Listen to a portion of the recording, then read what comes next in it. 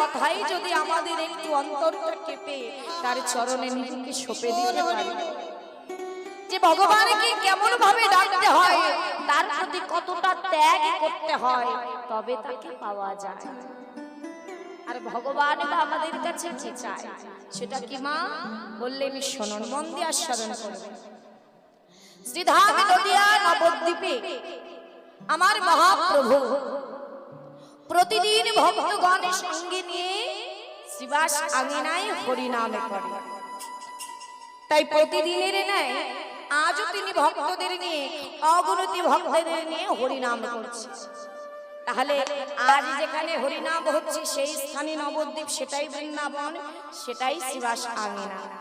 তাহলে আজ সেই ভক্ত হলেন আপনারা, যে ভক্তকে আমার ভগবান মাথায় করে রেখেছে, সেই ভক্ত হচ্ছেন আপনারা। তাই চলুন আমার সঙ্গে বাহু তুলে সবাই মিলে একটু হরিনাম করবেন। নিতাই গৌর হরি বল, হরি বল। আমার সঙ্গে বাহু তুলুন, একটু করতালি দিয়ে সবাই গাইবেন। মায়ের একটু হরে কৃষ্ণ হরে কৃষ্ণ কৃষ্ণ কৃষ্ণ হরে হরে, হরে রাম হরে রাম, রাম রাম হরে হরে। সবাই মিলে হরি বল। হরে কৃষ্ণ কৃষ্ণ কৃষ্ণ হরে হরে, হরে রাম হরে রাম, রাম রাম হরে হরে। হরে কৃষ্ণ কৃষ্ণ কৃষ্ণ হরে হরে, হরে রাম রাম রাম হরে হরে। ঠিক ভক্তদের নিয়ে এইভাবে মহাপ্রভু শ্রীবাস আঙিনায় হরিনাম করছে। মন দিয়ে শুনবে। কিন্তু সবাই মিলে একসঙ্গে মহাপ্রভুকে ঘিরে হরিনাম করছে, আর ঠিক সেই সময় দূরে দাঁড়িয়ে দাঁড়িয়ে এক ভক্ত প্রভুর সেই নাম শ্রবণ করছে, আর নয়নের জলে বুক ভাসিয়ে কাঁদছে। হরি বল। কিন্তু প্রভুর কাছে আসতে পারছে না মা। দূরে দাঁড়িয়ে দাঁড়িয়ে প্রভুর নাম শুনছে আর নয়নের জলে কাঁদছে। কিন্তু অন্তর্যামী ভগবান সবার অন্তরের কথা জানে।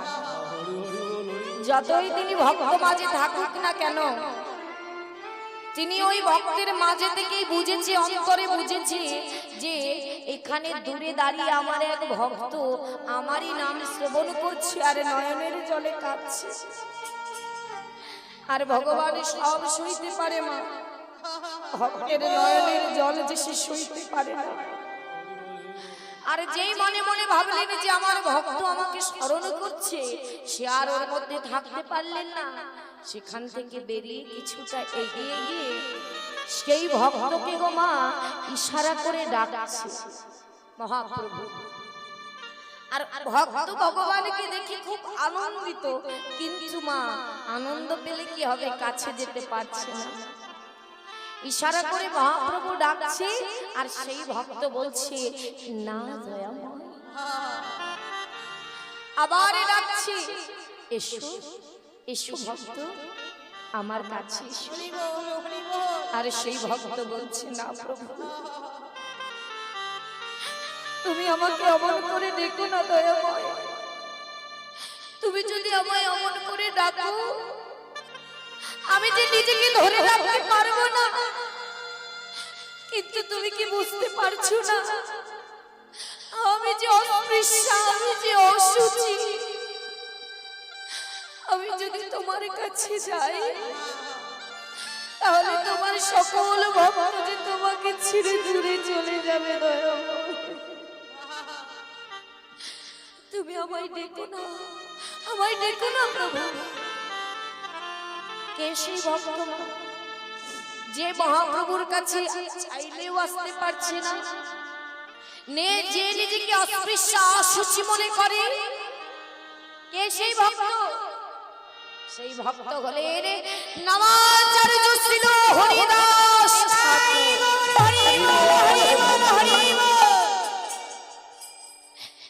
নামের আচার্য যিনি, যিনি দিনে 3 লক্ষ হরিনাম জপ করতেন, কত ভালোবাসতেন মহাপ্রভুকে। তিনি এসেছিলেন যবন কুলে অর্থাৎ মুসলমান কুলে, কিন্তু যত দিন যায় আর বড় হয়, ধীরে ধীরে বড় হয়, যখনই বুঝতে শিখে তার ধর্মকে বাদ দিয়ে সে বদলে হরি নাম কৃষ্ণ নাম করে, কৃষ্ণ নাম করে বেড়ায় পথে পথে। তুলসী বেদি দেখলে প্রণাম করে, ভক্তগণে দেখলে আলিঙ্গন দেখে, বৈষ্ণব দেখলে ছুটে গিয়ে চরণ জড়িয়ে ধরে, আর বদনে সদা কই কৃষ্ণ, কোথায় কৃষ্ণ। তাই তার ধর্মের সকলে বলেছিল হরিশ, এমন ভাবে ওই হিন্দু দেবতার নামে করিস না, ওই হরি নামে বন্ধ কর, হরি নামে ছাড়। কিছুতেই শুনতো না, বলতো কি করবো বলো,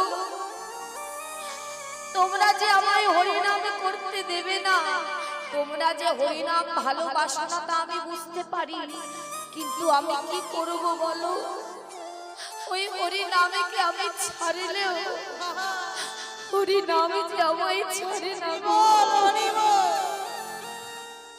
হরিনাম আমায় ছাড়ে না। তাই এই কথা শুনে তাকে ধরে টানতে টানতে 22 বাজারে নিয়ে বেত্রা ঘাট করে আর বলে হরিদাস, হরিনাম বন্ধ কর, হরিনাম বন্ধ কর, হরিনাম বন্ধ কর। তাতেও কোনো লাভ হয় না মা। বলে দেখো, তোমরা আমাকে মারো, আমায় আঘাত করতে করতে তোমরা আমার প্রাণটা নিয়ে নাও, তবু আমি বলে দিলাম খণ্ড খণ্ড যদি হয় দেহ মন প্রাণ, তথাপি আমি বদনে না ছাড়িব আমার মধুর সুধামাখা কৃষ্ণ। কিছুতেই কেউ তাকে হরিনাম থেকে বঞ্চিত করতে পারেনি মা। সে ঘর থেকে বেরিয়ে পাগলের মতো কৃষ্ণ কৃষ্ণ বলে হাগৌর বলে কেঁদে বেরিয়েছে। তাহলে ভগবান সেই ভক্তের কাছে আসবে না মা? সেই ভক্তকে তিনি ভালোবাসবেন না? আমরা তাকে না ডেকেই তাকে পাওয়ার আশা করি। আর দেখো কত ত্যাগ, ঘর থেকে বেরিয়েছে, নিজের ধর্মকে ত্যাগ করে কৃষ্ণ নামে করেছে। কৃষ্ণ ছাড়া গৌর ছাড়া আনে জানেনি।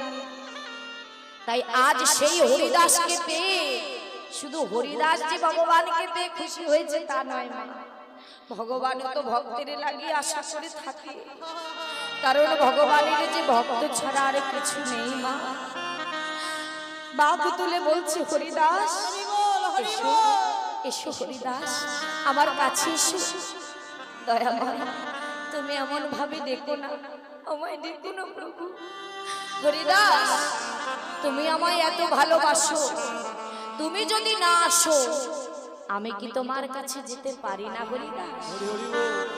কোন ভক্তকে যদি ভক্ত যদি ভালোবেসে ভগবানকে একবার ডাকার মতো ডাকে না, ভগবান যে দূরে থাকতে পারে না, ছুটে চলে যায় সেই ভক্তের কাছে নিজে। শুধু কর্মটা আমাদের করতে হবে। কি করলেন? ছুটে গিয়ে মহাপ্রভু অমনি হরিদাস বলে তাকে বুকের মধ্যে জড়ায় ধরে হরিদাস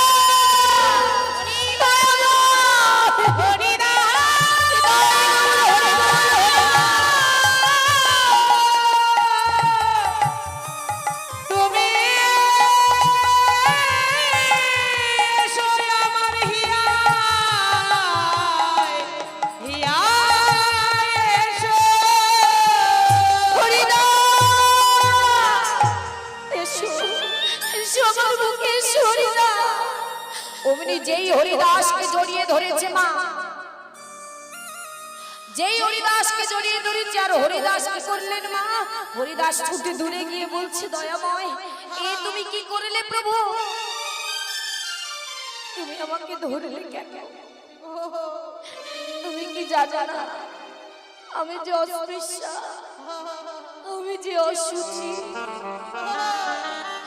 তুমি এমন ভাবে আমাকে স্পর্শ করলে, এবার যদি সকল ভক্ত তোমাকে ছেড়ে দূরে চলে যায়, না না প্রভু, এই যে আমি সইতে পারবো না।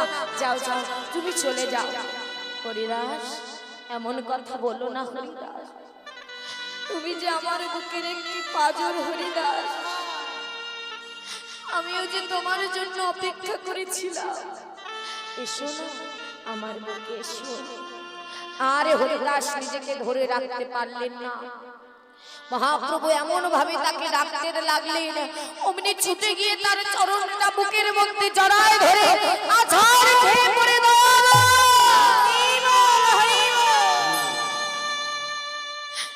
দয়াময়, তুমি জানো না আমি তোমাকে কত ভালোবাসি। তোমার চরণ পাওয়ার জন্য আমি যে শুধু তোমারই নামে করে চলেছি। প্রভু, এই যে তোমার চরণ ধরেছি, আর তোমার চরণ ছাড়বো না। আজ যে আমি বড় সুখ পেয়েছি। মহাপ্রভু বললেন, হরিদাস, তাহলে তুমি আজ আমার কাছে কিছু চেয়ে নাও। দয়াময়, আমি তো জানি যদি কারো আপন কেউ থাকে, সে ভগবানের কাছে তার আপনজনের জন্য চায়। প্রভু, আমার তো আগে পিছে কেউ নেই, আমি তো কাউকে জানি না। আমি জানি আমার আপন বলতে কেবল তুমি মাত্র আমার, শুধু তুমি আমার। তাই চাইতে যদি হয় তোমার জন্যই চাইবো দয়াময়, তুমি যেন ভালো থেকো। হরিদাস, দেখেছেন মা কতটা আপন ভাবলে এই কথাটা বলা যায়। যখনই আমি ভগবানের কাছে যাই, অধমা পামর তো ওর খোঁজি বামে, শুধু আঁচল পেতে চেয়ে গেছি। কখনো নিজের ভেবে বলিনি দয়াময়, এই গোটা বিশ্ব ব্রহ্মাণ্ডটা তুমি চালাও প্রভু, না জানি তোমার কত কষ্ট। দয়াময়, তুমি ভালো আছো তো? এই কথাটা কখনো বলা যায় আপন জন ভাবলে বলা যায়। হরিদাসকে বলছে, হরিদাস, এ তো তুমি আমার জন্য চাইলে। হরিদাস, আজ আমি চাই তুমি তোমার জন্য কিছু চেয়ে নাও। দয়াময়, কি চাইবো আমি? বেশ, তোমার যদি এতই আমার দিতে ইচ্ছা হয়, তাহলে আমি তোমার কাছে একটি বাসনা, এই যে আজ আমি তোমার চরণ ধরেছি, এই চরণ ধরেই যেন থাকতে পারি। শুধু এ জন্মে নয়, জন্মে জন্মে যেন তবু চরণের দাস হতে পারি। আরে চরণ ধরে হা কৃষ্ণ প্রাণ কৃষ্ণ বলে যেন আমার তো কেউ নেই।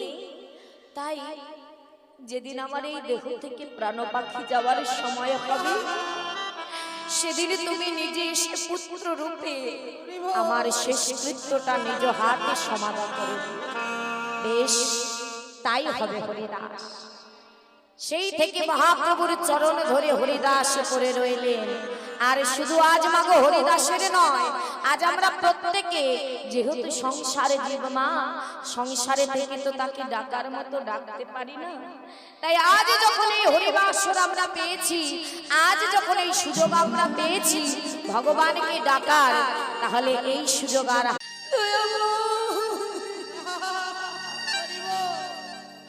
প্রভু গো, আমার যে আর কোনো কামনা নেই, কোনো বাসনা নেই, শুধু তোমার কাছে একটি চাওয়া। আজ তুমি ভবে এনেছো, একদিন না একদিন তো চলে যেতেই হবে। তাই যেদিন চলে যাব, যেতে যেতে যেন এই সংসারের কথা আমার মনে না পড়ে। দয়াময়, সেদিন যেতে যেতে শুধুমাত্র যেন তোমার চাঁদ বদন রাতুল চরণ দর্শন করতে করতে আমার এই দেহ থেকে প্রাণ পাখিটা চলে যায়।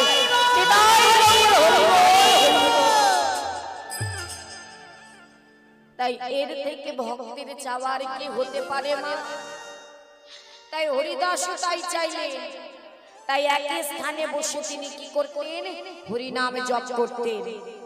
জপ করতে করতে হঠাৎ করে তিনি একদিন অসুস্থ হয়ে পড়লেন। মহাপ্রভুর কাছে খবর গেল হরিদাস অসুস্থ। ছুটতে ছুটতে এলেন মহাপ্রভু হরিদাসের কাছে। হরিদাস, কি হয়েছে তোমার? দয়াময়, তুমি এসেছো প্রভু, তুমি এসেছো। আমি তো তোমার জন্যই অপেক্ষা করেছিলাম। হরিদাস, বলো তো তোমার কি হয়েছে? কিছুই না দয়াময়, আমি তো এই বদনে তোমার নামে জপ করতাম। আমার এই দেহটা তোমার নামে করবার জন্য। তবে আজ বেশ কিছুদিন হলো আমার এই বদনে আমি 3 লক্ষ হরি নামে জপ পরিপূর্ণ করতে পারছি না। তাহলে যে দেহে কৃষ্ণ নামে করতে পারছি না, যে বদনে দিয়ে তোমাকে ডাকতে পারছি না, যে নয়নে জলে তোমায় চরণ ধোয়াইতে পারছি না, সেই দেহ দিয়ে কি লাভ? কোনো লাভ নেই দয়াময়। তুমি আমায় এক্ষুনি তোমার রাঙা রাতুল চরণে আমায় তোমার চরণে যুগলে ঠাই দাও। আমার এই শেষ নিঃশ্বাস তোমার চরণে সঁপে দিতে চাই প্রভু। আমি আর থাকতে চাই না। তুমি তো আমায় কথা দিয়েছিলে যে তুমি আমার শেষ কৃত্য সমাধা করবে, সব তুমি তোমার নিজের হাতে করবে। তাহলে এসো দয়াময়। ও প্রভু, চলেই তো যাব, তবে যাবার আগে আরেকটি বাসনা বলো। প্রভু, তোমার ওই মধুর বদনে আমি একটু মধুর কৃষ্ণ নাম শুনতে চাই। শোনাবে দয়াময়? কয়জনের ভাগ্যে হয় মা কৃষ্ণ নামে শ্রবণ করতে করতে দেহ থেকে প্রাণ যায়, হঠাৎ হঠাৎ মৃত্যু হয়ে যাচ্ছে, কেউ জানে না। কে জানি যে এখন আছে, একটু পরে থাকবো। তবে আজ সুযোগটা হরিদাসের মতো প্রভুর মতো আমরাও পেয়েছি।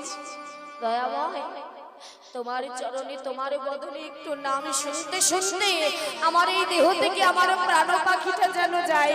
তুমি আমায় একটু নাম শোনাবে? হরিদাস, সারা জীবন তুমি আমায় নাম শুনিয়ে সুখ দিলে, আর আজ তুমি আমার কাছে একটু নাম শুনতে চাইছো, আমি তোমাকে শোনাবো না?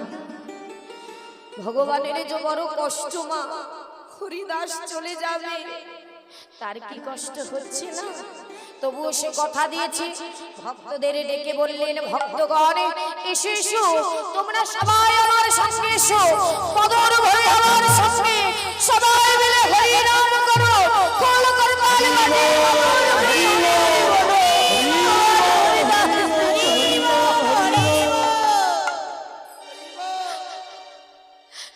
কৃষ্ণ নাম শুনতে শুনতে গৌর হরির বদনে সেই ভক্ত হরিদাস তার চরণে নিজেকে সঁপে দিলেন সারা জনমের মতো। কত ভাগ্য তার, স্বয়ং প্রভুর চরণে তার দেখো শেষ নিঃশ্বাসটা ত্যাগ করে দিলেন। আর যেই ত্যাগ করে দিলেন মহাপ্রভু সেই ভক্তকে কোলে করে দিলেন, তার দেহটিকে কোলে করে নিয়ে মনের আনন্দে, নয়নে জল নিয়ে আর দুঃখে আনন্দে তিনি নিয়ে হরিনাম করতে লাগলেন। হরে কৃষ্ণ হরে কৃষ্ণ কৃষ্ণ কৃষ্ণ হরে হরে হরে রাম হরে রাম রাম রাম হরে হরে। হরি বল হরি বল। হরে কৃষ্ণ কৃষ্ণ কৃষ্ণ হরে হরে হরে রাম হরে রাম রাম রাম হরে হরিদাস হরে কৃষ্ণ হরিদাসকে নিজের হাতে কোলে করে নিয়ে তার শেষ শেষকৃত্যটা সমাধি করে দিল। সমাধি করে দিয়ে নিজের হাতে ভক্তদের সেবা করালেন। দেখেছেন মা, তাহলে যে ভগবান ভক্তের জন্য সব নিজের হাতে করলেন, সেই হরিদাস তাকে কি দিয়েছিল? ভালো মন্দির করে দিয়েছিল।